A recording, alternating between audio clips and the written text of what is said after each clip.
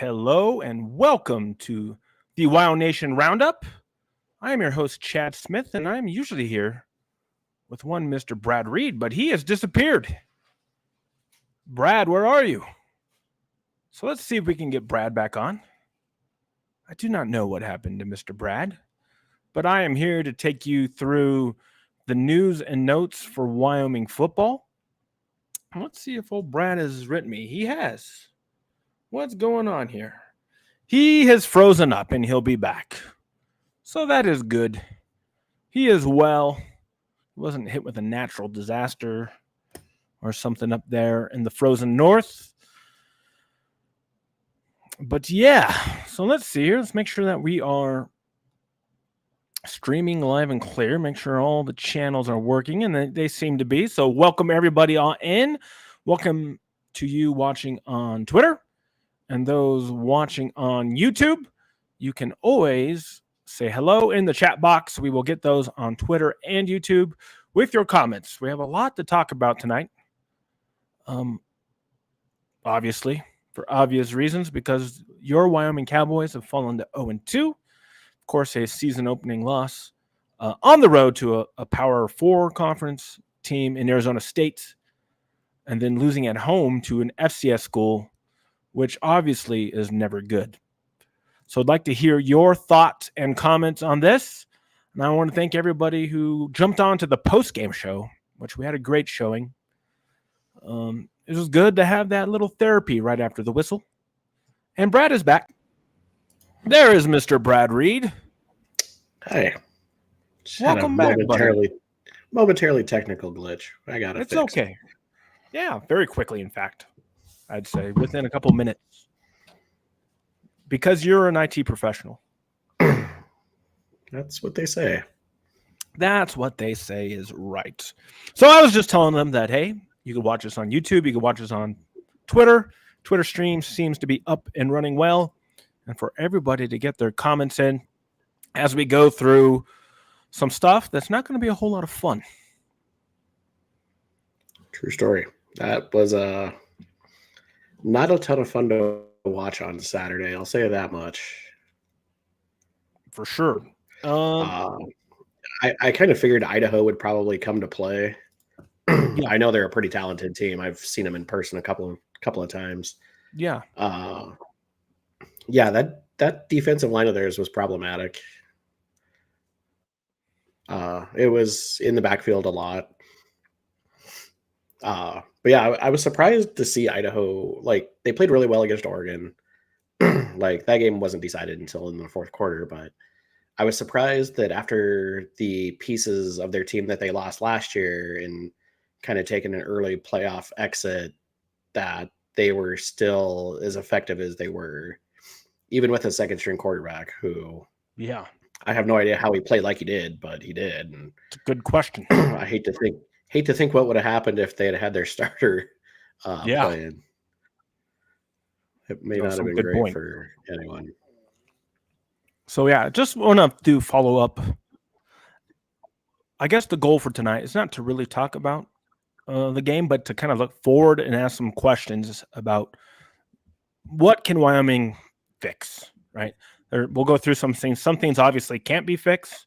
Some things can easily be fixed, and we're going to kind of sort all that out. But a little bit of news and notes that you may not have caught.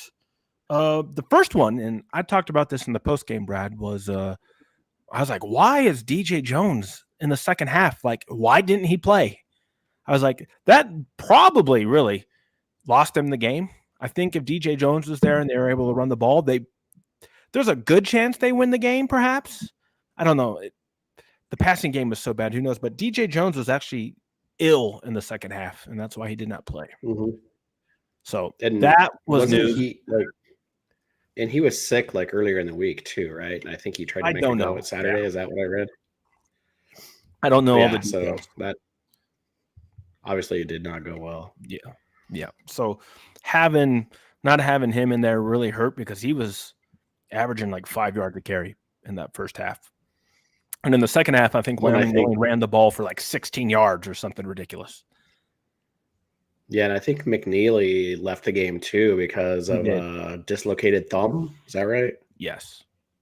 Yeah. So that immediately put us down 2-0 on the running back depth chart, and it's never a good thing. I mean, Wyoming's running back depth is very good, but hard to overcome that, mid game. Having 3 guys out, yeah, including Whaley, of Well, course. yeah, I mean, So Whaley was yeah, out, Whaley, Jones yeah, was out, obviously, and but McNeely was out. That makes things. Most teams are not going to function too well. So I understand that. So we'll consider that as we talk about the team moving forward here. Idaho's still running laps though on this win. Their coach Jason Eck today Yeah. said something to the effect of, "It's no wonder that Boise State's so good because winning in the Mountain West doesn't seem to be that hard." Something to that Oh my effect. goodness, really? Yeah. Whoa. That is shots fired for sure. Well, Idaho probably doesn't play Boise very often, I'm guessing. not since they split. Yeah. Since Idaho came back to FCS, I don't think they've played. No, yeah. Interesting. Yeah, he probably should. I don't know. Whatever. We're not here to talk about him, but Well, that they had an FCS win or they had a play-up win last year too. So yeah. I mean, I guess he can run all the laps he wants. And and then the other thing that I think is of note is in the post-game press conference, Salvell once again said, "Hey, this loss is on me. It starts with me and the coaches." So again, not a good sign when your coach in his first 2 games as a head coach has to say that line, right? That blame me. You can only do that so often, right? I don't think he should have done it in the first game because you better fix it. And he didn't get it fixed. And so now you can't just keep saying it's on me, because at some point the players are going to start listening. You know, we've seen it, right? We've seen coaches who do that. They don't get off to good starts in their careers. They say, "Hey, it's on me." But if you don't fix it, you go downhill quick. well, I mean, that beats the alternative. He could take the Deion Sanders approach and blame everyone but himself. No, I'm not saying that he does that. Child. Sure. No, do not go down But that path. you don't want to be on that path. But you understand So, my point. I appreciate that he's taking accountability for this, but also to your point, okay, well, it's now been 2 games and nothing is fixed. Mm-hmm. What are you doing? Yeah. All right. Other news and note that was announced this week. Let me get this. Oh, it's already loaded up. I just have to hit it. Here was an update earlier in the week from the Mountain West on some TV games in the next couple weeks. One of the only games Wyoming wasn't, we didn't know the kickoff time nor the network has been set. The week after next, after Wyoming hosts BYU, they will travel to North Texas, home of the Mean Green. And that game will be on ESPN Plus at 5 p.m. Mountain Time. So there's an update there. That looking like a challenging matchup all of a sudden. Yes. And they have a transfer quarterback I don't know how good. Throwing it up, throwing the ball like crazy. He leads the country in passing yards, right? Or he's the leading transfer passer in the country. Yeah. He has the most passing yards of any transfer quarterback. So it's going to be a big hard to keep track of because there's a lot of them. Yes. I don't know. That is probably, it's like half the country, really. So sure seemed like it. Oh, no, he's only second in the country behind Jackson Dart from Ole Miss. Okay. Gotcha. So he's number 2 overall. Yeah. Interesting. I didn't see that. Yep. Okay. Cool. So those are the 3 things that I wanted to note.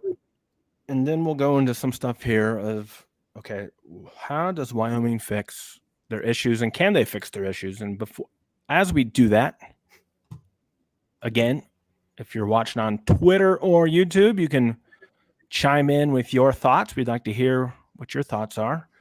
But we do have some stat updates. It's early, but this is what I cobbled together, I do believe, Sunday morning, as these were finally tabulated by all the great sites. Wyoming scoring offense, 129th out of 134. Bad. That's not great. Scoring defense, Bad. 113th. Total offense, Bad. 133rd. Bad. Boy. Total defense, 86. I mean, not terrible, but Yeah. not great. Our total defense the last couple of years have ranked in like the 40s and 50s. So that's bad for actually, us. I'm not sure about that. I think it's been like in the 60s and 70s. But you could look that up. You can fact check me on that. Then breaking it down further, passing offense, 132 out of 134. Rushing offense, 111 out of 134. I mean, that you can't do that. Passing D, 59th. Okay, that's pretty good. Middle of the pack. And then rushing defense, 106th. Bad. So it's a good thing we don't have to play Boise State this year. It is. Thank God, huh? Hate to think what JT'd be doing to us. So there are those numbers. And granted, it's only 2 games. And they can change. What am I doing? I don't need that anymore. There we go. We are back. But very concerning. So, yeah, give us your thoughts in the chat here. Which of those numbers concern you the most? For me, obviously, it has to be the offense, the total offense. I didn't look this up to see what is the one team we have more yards than. I can actually do that really quick. I had the other stuff written down. Any predictions on who might be the only team that has less yards than Wyoming? Ooh, boy. I think it's got to be like one of the move-up teams, like Kennesaw State or something like that. I don't think so. Actually, they're way above us. I remember seeing that. But that's okay. Let's look here. It is a team. Oh, this might be a clue. Probably the only other team in the country that has a that does have similar colors to us. Very similar. Western Michigan? There you go. Western Michigan is the only other team who has less yards than Wyoming. I would not have guessed that. They're not rowing the boat anymore. That's true. It took you a second on that one, didn't it? It did. It did. I had to think about it. I'm like, what are you talking about? But that is true. Chase says hilariously, we do play Boise State, the rankings, though. Which is true, actually. We do at the very end of the season. Oh, shit. Yeah, we're screwed. I thought we passed you too, but I think we're missing who do we miss this year that we usually play? I thought it was Boise too for some reason. I'm not seeing anybody. Because we lost a game because of Washington State. But I don't remember who we got dropped off. Should be pretty obvious, right? It's one team. It's like, who are we not playing? We'll figure that out later. I was going to say, did they keep like the Mountain and Pacific teams together or no? No, I don't think so. Okay. Yeah, I don't know. Yep, it is. It is November 23rd. So thank you. We were wrong. Fresno, yes. That's who we're not playing. Chase is on top of it. Maybe Chase should host this show. What are we doing tonight? You know what's interesting though is in the total offense, Air Force is the team right above us at 132. Yes, and they're a train wreck as well. But they win. What? Oh, they won. That's true. But they did play like Merrimack for one of their games. All right, let's get into it here. What do we want to do first? Do you want to go big picture or a defined target issue? I got both. Let's go big picture first. Big picture? Okay, I think that's the way to go. This is another perplexing quote that I heard from Savell and some players. And I do believe this was Monday. Oh. So right on Monday, they have their weekly press conference. It's not online anymore, so I can't attend. It's only in person, but I try to dig out what I can. I haven't listened to the audio, but I did get some pieces of audio.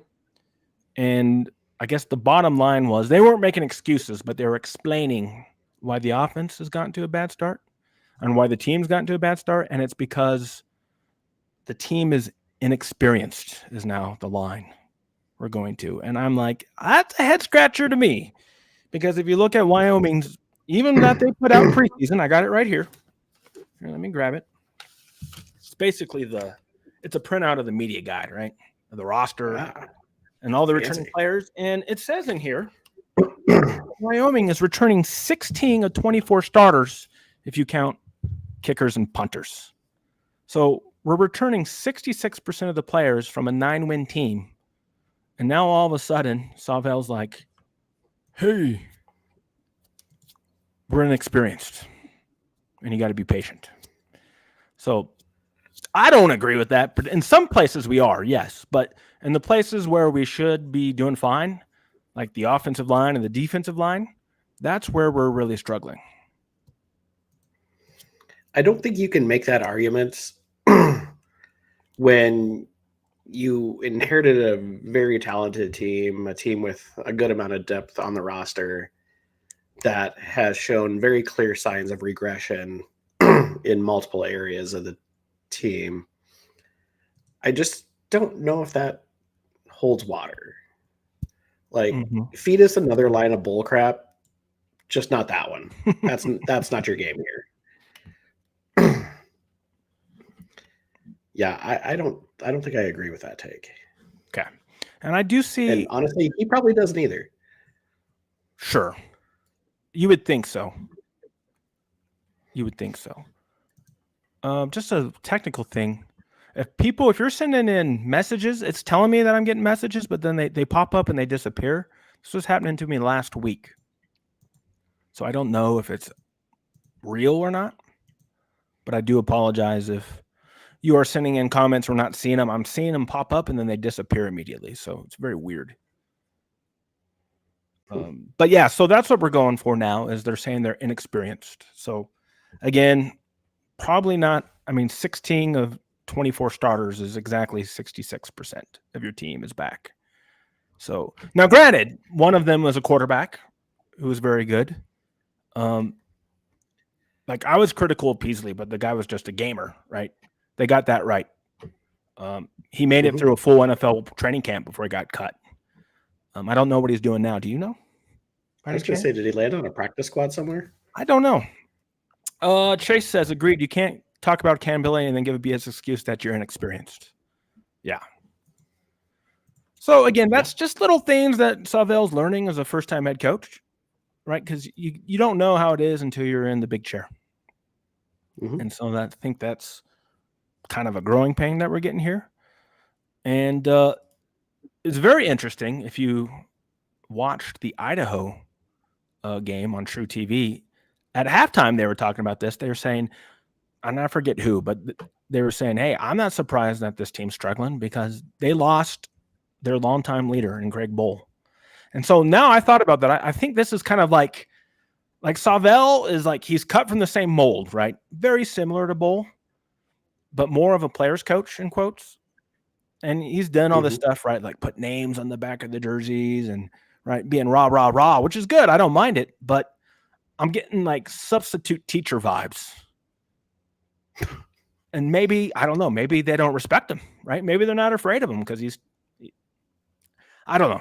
Just something to think about. And you hear about that with coaching. I'm not there, obviously, but it could be something like that, to where there's just that leadership vacuum right now.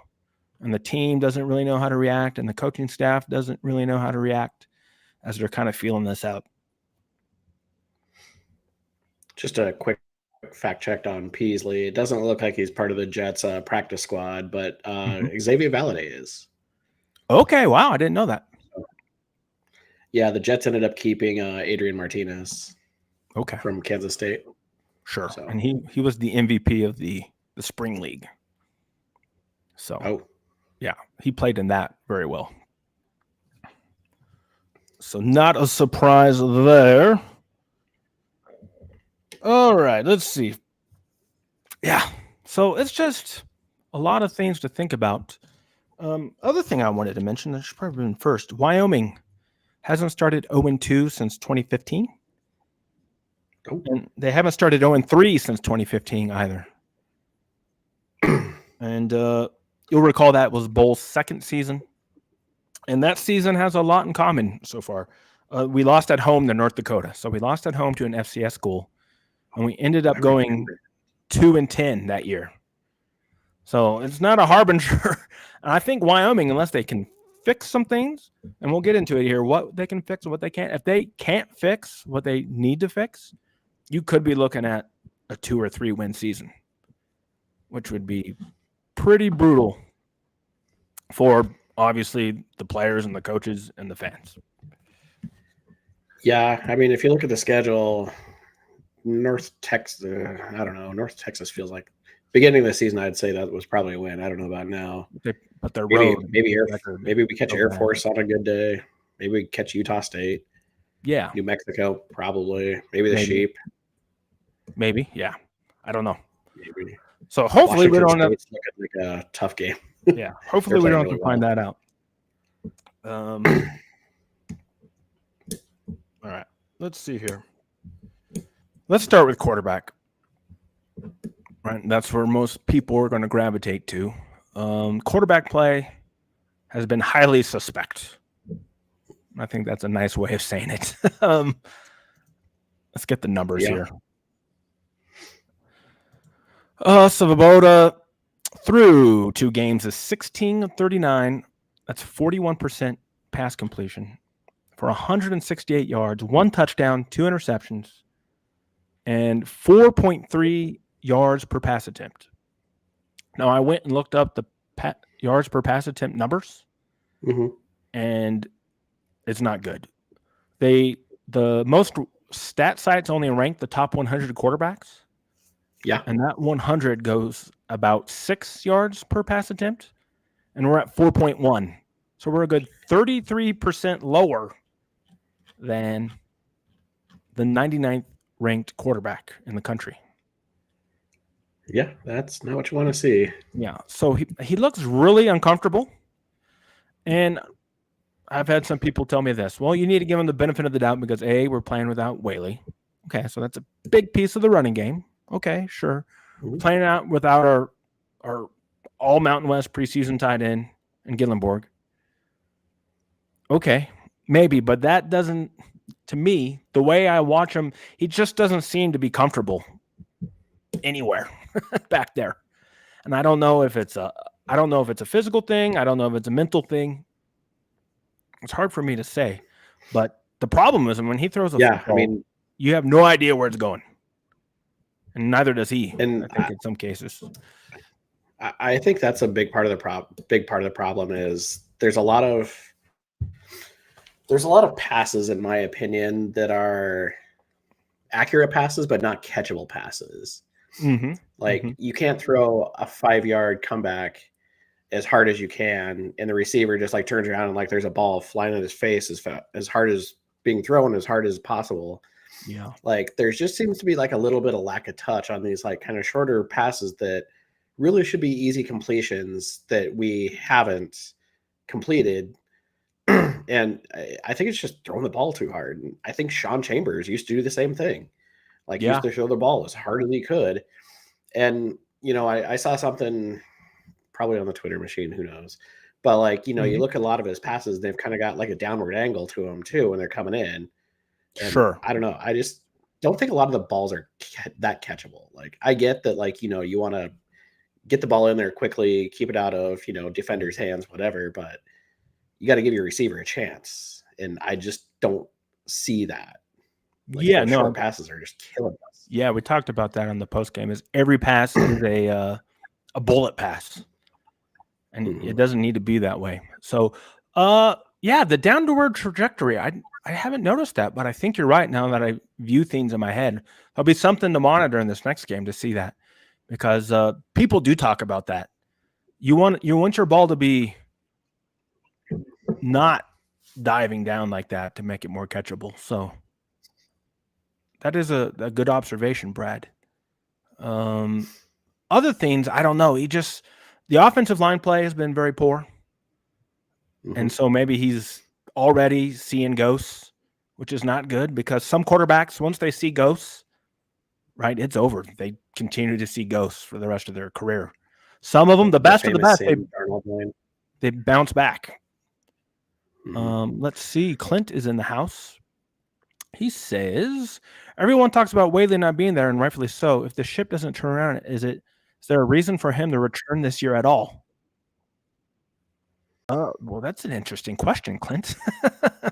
Because I guess, I mean, in theory, right? He could transfer again. He could say, "Hey, if we're 0-4," and he's like, "I'm not coming back to an 0-4 team. I'll just hop my butt in the portal and I'll go play for another school next year."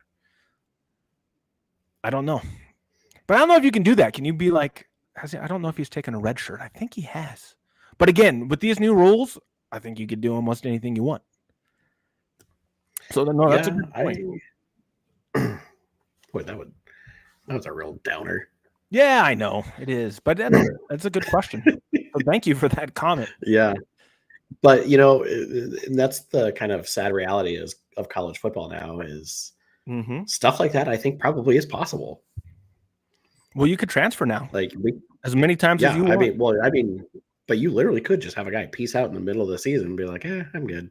Yeah, and I think it's happened before in the past couple of years, for sure. I say Florida State had it happen before their bowl game last year. Yeah. Okay. So the quarterback play has to get better. The number one word you heard about Svoboda when he was developing these past couple of years was raw. And from what I've seen so far, that has not changed. He's very raw. Now, when he's on time and he's throwing, it's beautiful. He's got a strong arm. That touchdown pass he threw to Body in the back of the end zone, beautiful. Sweet. Perfect throw. But hey, when you could only throw 1 out of 10 of those, that's not going to get the job done at the D1 level. So that pass to Bodie was a dime, though. Oh, it was, yeah. So it's all about consistency, right? And that's what separates a good college quarterback from a pro quarterback, and all the way down. And I'll just say this: there is a reason, right? This guy out of high school, I'd looked it up again. He had no Division I offers, or I won't say Division I, no FBS offers. Right. Then he went to Snow Community College, where he didn't even start, didn't even play. And then we picked him up because he has a big arm. So again, not everybody can be Josh Allen, right? And the reason he came here was because of Josh Allen, the Josh Allen story. But there's a reason why the Josh Allen story is special, right? Because, I mean, it's like a once in a lifetime. Yeah, it's like a once in a lifetime type of thing. And so, yeah, right in this day and age, if you're a good player, schools will find you. And some people slip through the cracks for whatever reason. But I'm just starting to think that he's really raw. He may develop. Now, Sauvel's doubled down saying he's going to develop and everybody's going to be really happy. Okay, well, he's got 10 games this year to get functional.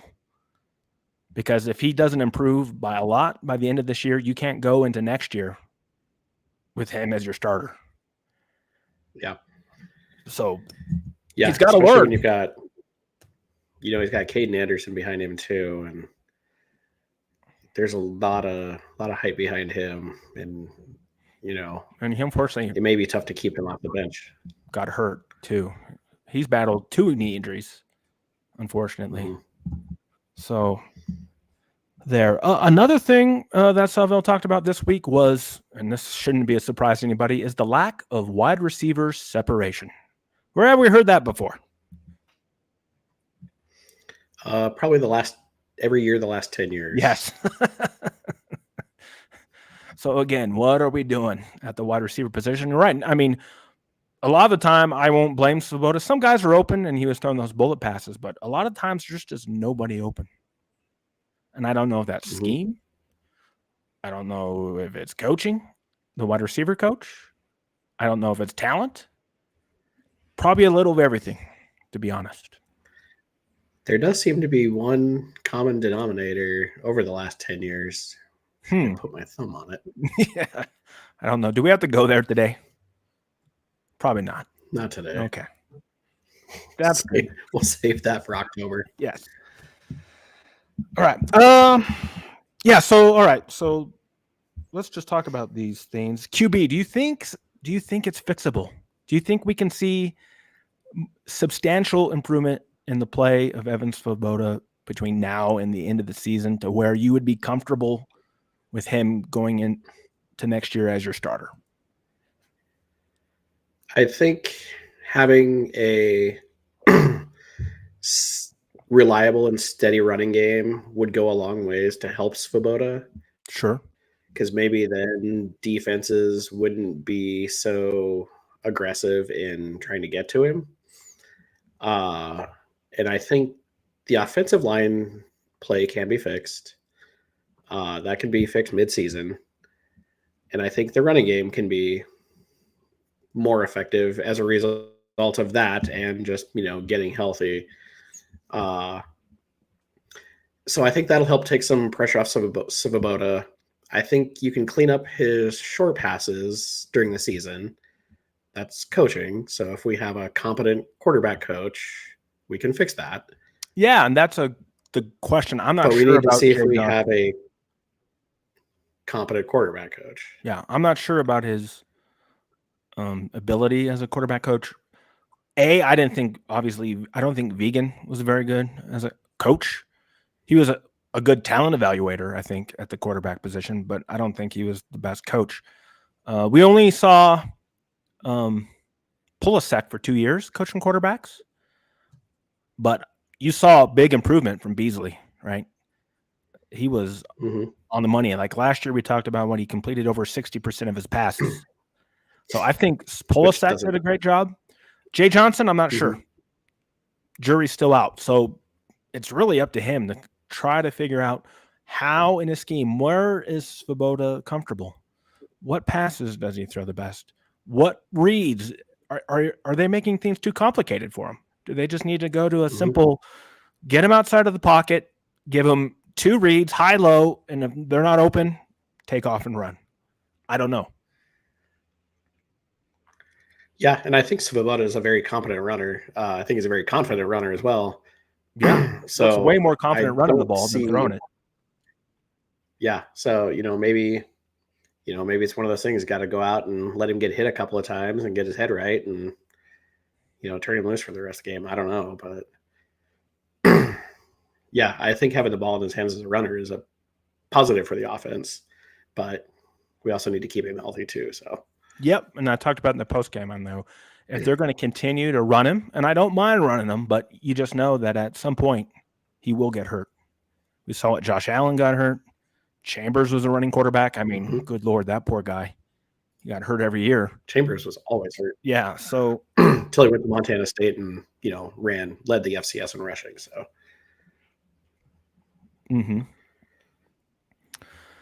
So yeah, it's hard to say. Yeah.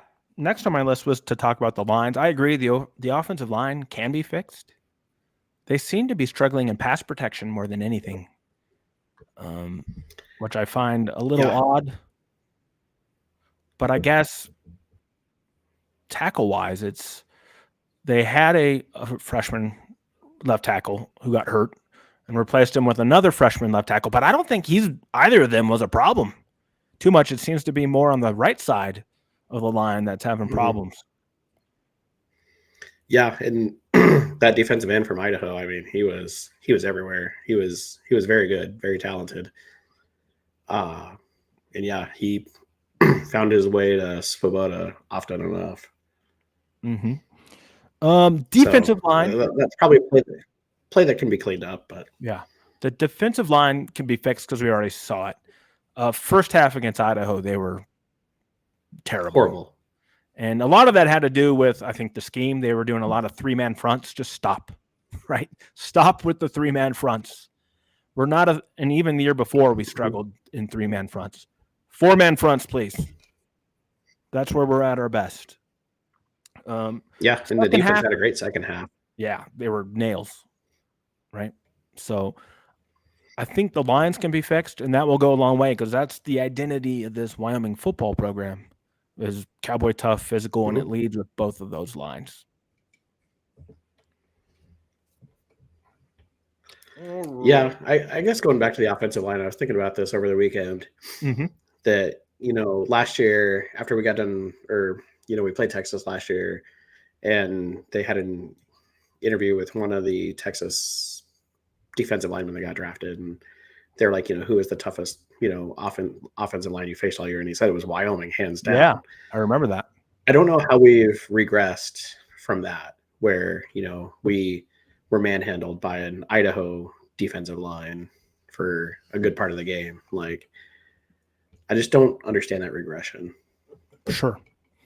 Yeah, no, and that's another thing I wanted to ask you. Savell this week also said in his postmortem that he's not worried about the offense because he says that Idaho is going to be the best defense that we face all year. And I'm like, well, I don't know about that. Yeah. I'm like, oh, okay. That's awfully complimentary of your opponent, considering that we still have Boise and Washington State on the schedule. Yeah. Washington State's defense looks really good. Well, what? Yeah. Is that real? Washington State's playing defense? Yeah. Well, they got rid of Alex Grinch at some point. So yeah, let's see here. Let's look at that helps everybody every time he leaves. Total defense here. Yeah. So so that's what I was going to ask you. As someone who's seen Idaho more than probably anybody, I don't know. Yeah, I've even been to the Dome. Yeah, I don't know if I believe that Idaho is going to be the best defense we face all year. That seems a little out of touch to me. Especially UNLV. Actually, we don't play them either, do we? Or do we?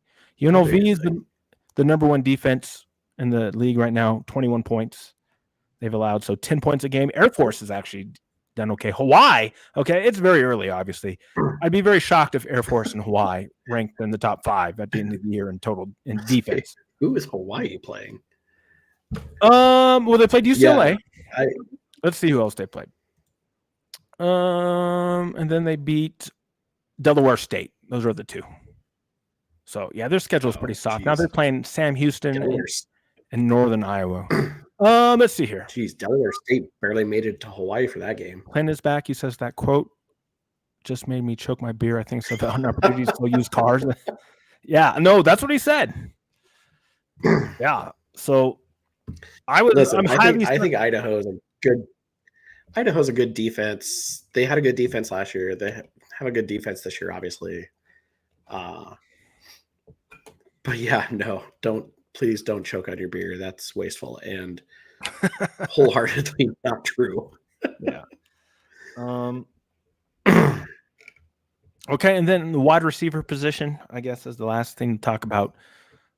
A lot of people were complaining that Chris Durr, he really wasn't playing a whole lot, but then when he got in the game, he was making plays. Let me look at it. I don't remember what he ended up doing. Let's go to this. Really Did they end up sitting Parks for the whole game? No, Parks was playing. Oh, I thought they benched him at one point. I think someone said that to me. Somebody tweeted it. They pulled him out in the second drive or something like that. Let's see here. Let's go. Look at the game. Wyoming receiving. And then we'll look at Chris Durr, who only has 3 catches on the year. So he must have had. Let's go to his game log. Did he only have 1 catch against Idaho? He had none. Okay. Well, that's a problem. Yep. That's a big problem. I think he must have ran the ball on a jet sweep or something. Hold on. Let's see. All-purpose yards. No, he had no yards. He doesn't have any. Yep. So that's not it. So again, right? A lot of people are complaining about that. There has to be a reason they're not playing him. But our wide receivers are doing nothing. You got seniors who can't get open. Alex Brown, he can't get open. Pellissier, who had a nice season last year, hasn't able to get going. Mm-hmm. So you need your seniors, right? Wide receiver is a very difficult position. And historically, you have to be like a junior or a senior before you start producing. But Wyoming gets these guys who they don't produce for 4 years, and they still play. It's wild. You're gonna lead us into the bad place. You keep. No, we won't go down that path. Not yet. Okay. So it's kind of a downer. It's kind of a downer, but can't wait to see the banger of a blog you're gonna write for that. Oh yeah. What about your weekly blog? Did you do one this week for the playoff? I did. Oh, I didn't know I that. did. Okay, great. I wrote it last night and probably published it last night too. Great. All right. So head on over to WyoNation.com. In the blog section there, Brad is doing, I don't know if it's weekly, but he's going to try to do it weekly, his bracketology, his football bracketology. Oh, yeah. In case you're wondering, Georgia's still on top. Mm-hmm. Not a whole lot of mystery there. However, we do have a new group of 5 playoff team. Okay. Who would that be? That's Northern Illinois. Oh, I like it.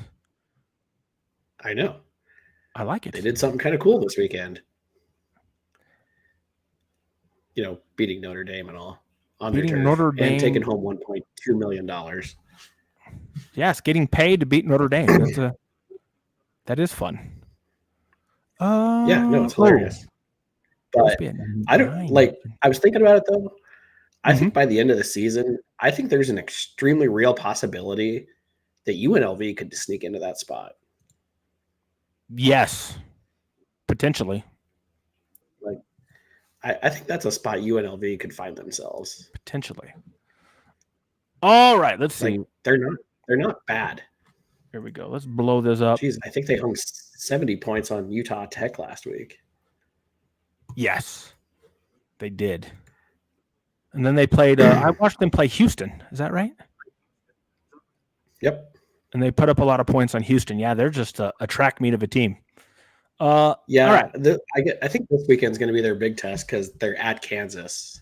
Okay. Wow. Yeah, that'll be fun. So that could be an interesting game to keep an eye on. I'll watch that. Okay. Okay. The OddsShark computer this year is drunk. I don't know what the score was last week. I don't think they had it in here, but I remember the Arizona State prediction was like Wyoming 32, Arizona State 3, according to their computer. And now they got Wyoming winning 30-15, basically. Like, no, I don't think that's going to happen. I did not see the spread is already up to 11.5. Wow. It's opened up at 9. So people are hammering BYU, which you shouldn't be surprised, right? You lose to Idaho. The bettors are going to be all against you. Let's see the over under 20, 40. Yeah, I don't know, man. Boy, so they're thinking like 30-10 type of score. 40-0. I don't know. But this is the OddsShark numbers as of right now. It's a good reminder to fire up FanDuel and see what FanDuel says. Well, I think on here you can. Oh, actually, I think they got rid of it. You used to be able to see the entire list. Let's go to trends here. No, bet tester. There we go. Caesars has it at plus 11 as well. See, and then here you can look at. Here's MGM 11.5, and then FanDuel's got 10.5. There we go. All about one. Your best value is 110, and then FanDuel's always going to be a little worse off than most places. Caesars is your best bet at 110. So I'm so excited to go to Illinois in a couple of weeks and fire up my FanDuel and be able to sports gamble. So so that line's already gone up 2 points since it opened. Damn. Let's see. Clint says, odds don't matter. I still can't pick them in the football forum for our pick'em. Yes. And I haven't checked to see the results this week. I need to get on there to see how I did. Week 1, I was in first place, which I was very surprised. So you better get your picks in. There's probably football on tomorrow night. Yeah, sometimes he does Thursday games. I'll have to check it. So head on over to the forum. You can still get in there. Your 2 lowest scores get thrown out. So if you missed the first 2 weeks, you can still join and have a chance to win. Because your first 2 weeks would just be zeros. They'd be tossed out. So it is the pick'em spread where basically you just predict how many points do you think teams will win by? And then whoever gets closest to the pin, basically at the end of the year, wins a fabulous non-prize. Very incentivizing. You get bragging rights among your fellow Wyoming fans. Okay. we can kill that That seems reasonable. there. So that is, yeah. Well, I mean, I haven't gone to Winspedia. Let's see if we can do that really quick. I mean, obviously, I'm going to be very negative about this game. I think Winspedia got taken down, or they got their site like jacked up. Hold on here, because every time I go to it, oh, I see now. There's an I in there. Okay, let's see. Let's go to teams. Let's compare Wyoming and BYU really quick. But the point I want to make, and why I get this ready, is Wyoming traditionally does not do well against BYU. And even good Wyoming teams can't beat BYU. So I'm pretty scared about what this could be like. Geez, what? The last time we played him was... When was the last time we played him? Did we play him last year? No, I don't believe so. Hold on. Let me go to the full game. Okay. The last time we played them was 2 years ago. 22. Yeah, that's what. We lost 38-24. In Provo. And then the last time we played before that was in the Poinsettia Bowl, which everybody remembers. Yep. BYU has won the last 1, 2, 3, 4, 5, 6, 7, 8, 9 games. We haven't beat BYU since 2003 in Laramie, 13-10. We were barely out of high school. I was probably at that game. Now I think about it. If it was in 2003, I was certainly there. I do not remember it, but I was there. Wow. You were even a band nerd too. You should have been there. Oh, probably not that year. I don't think I marched. No. Let's see. Yeah, all-time Wyoming trails 46-30. Oof. So it's a little. I thought it was not that close. I thought it was way worse. But yeah. So there you go. Oh, I remember that. Remember what? Oh, Clint said we took the goalpost to the buck in 2003. I do remember that. Okay. Let's see. Let's check BYU. I have no idea what they've done this year. I did no research. So let's just say BYU has played 2 games. Oh, okay. Well, interesting. They hosted Southern Illinois. First game of the season, won 41-13. But they played SMU last week on the road and only won by a field goal, which is interesting. That game was in doubt till... Is SMU any good? For a long time. I don't know. They looked okay. SMU beat Nevada by 5. Beat Houston Christian by 50. And then lost to BYU by 3. Okay. Yeah. Well, yeah, that's what it was. BYU kicked a go-ahead field goal with 2 minutes left. Okay, so maybe BYU's not too great. I don't know. Let's see here. Let's see what they're doing passing-wise. Quarterback Jake Ratzliff. He's still there. Okay. Yeah, typical BYU quarterback. Chad is in the house. Right. The receivers. The Wyoming, why the receivers don't have any stats is because they don't have a quarterback to get the ball. Well, that is a pretty good observation. I like it. It's hard to have stats when you can't catch it. So Ratzliff's got 4 touchdowns, 2 interceptions. He's averaging 275 passing yards a game. Let's look at their running backs. BYU's got, again, they're your typical BYU team. They've got 2 running backs, looks like they're using, right? They like to rotate their backs. And they both have about 20 carries for 90 yards on the season, both of them are averaging 45 yards a game. So they got a 2-head monster. And Ratzliff can run a little bit too. So he seems to be mobile. Oh, and then they might have like a 3rd down back. Let's see if he's smaller. Yeah, maybe not. 6 foot, 215. But he's smaller than the other guys. Yeah, okay. So he's their 3rd down back, it looks like. He's got 8 carries for 61 yards. So, yeah, typical BYU team. Quarterback who could sling it, and a stable of running backs. And a coach with a giant head. So, So yeah, Wyoming's going to have their work cut out for them. So of course, we hope it happens, right? We don't like BYU, Wyoming. If you're going to put it together, how about this week? That'd be really fun. I've already seen a couple of posts on the forum about maybe some piss-filled balloons. Oh, jeez. Okay. All right. I just love that BYU story that they think that they've had that happen to them. We will not condone such activity, but we will also laugh at it. I didn't see anything. If it were to happen. So. All right, that's basically all I wanted to talk about tonight. I'm glad that preseason they were kind of getting this game in everybody's minds. I don't think the season's obviously gone the way people wanted it to, but it would be really disappointing on Saturday if we saw a lot of blue in War Memorial. That'd be very disappointing. Oh, I don't think that will happen. BYU fans travel really well, typically. I don't think they like coming to Laramie, but they'll still go. No. And I think there's a lot of BYU fans in Wyoming. Sure. Yeah, of course. Yeah, seeing a lot of blue in the stadium would be very disappointing.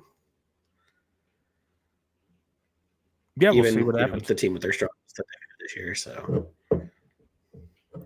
it is interesting. You're wearing a blue shirt, though, Chad. It's just a blue shirt. That's all. I had to give you shit. It's fine. Thank you. You're welcome. All right. I'm not going to give a prediction because I have no clue what the hell is going to happen. But if you, before we wrap up here, want to fire in your predictions, we'll show them here. And we'll remember. We'll try to remember who was the smartest person. So 7 p.m. Mountain Time, Saturday night on CBS Sports Network. You looked it up. It's Randy Cross and Carter Blackburn. And Carter Blackburn. Okay. Not our boy Rich Waltz, who usually comes. Unfortunately. I think he does a good job and he likes Laramie. But yeah. Carter Blackburn, Randy Cross. Didn't Randy Cross go to BYU? Or am I crazy? Hold on here. I'm going to be irate. Good question. For some reason, I think he did, but maybe I'm stupid. Let's see. I just looked him up. Well, he's from Brooklyn. So no, he went to UCLA. Okay. Oh. I guess you could say you're about to get cross with him. Yes. Evan. Oh, what? What about Evan? Is that your prediction? I predict Evan will be there. Hopefully having a good game. Hopefully yes, having a better game. Better game. Yeah. Hopefully a career game. That'd be cool. It'd be very cool. Bring back like the Evan that started at Texas or the Evan that filled in for Peasley during the Arizona Bowl. Like, let's get that Evan back.